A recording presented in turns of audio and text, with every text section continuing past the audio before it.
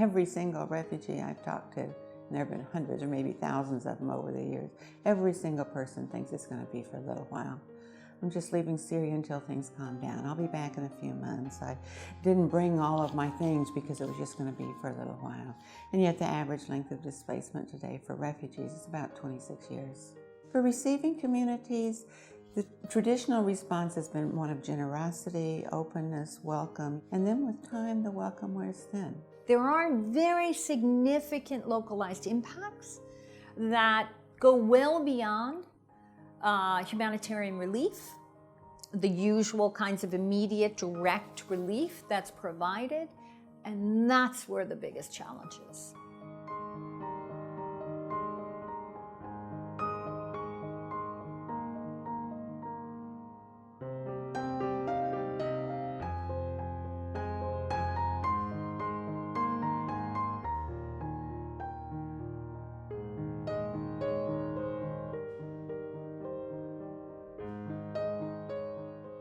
In our initial discussions with ISOM, we began to see a natural synergy between their expertise and our expertise. So we just looked at our strengths and realized that there was a great opportunity here to collaborate in a way that's frankly unique in American higher education today.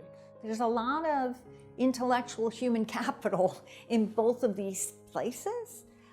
So it's unique to think about bringing together those different reservoirs and pulling them together to see what can be done.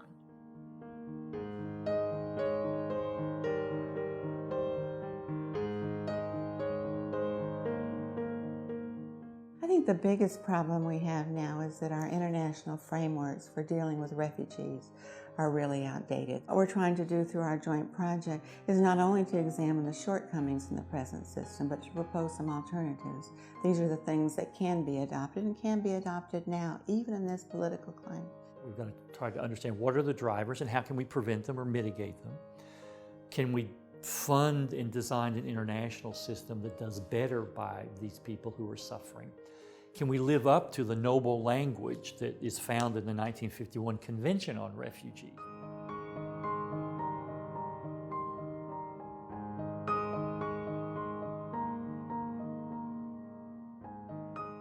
In some ways, by doing a project like this in a university of the caliber of Georgetown, we have an opportunity to do things differently.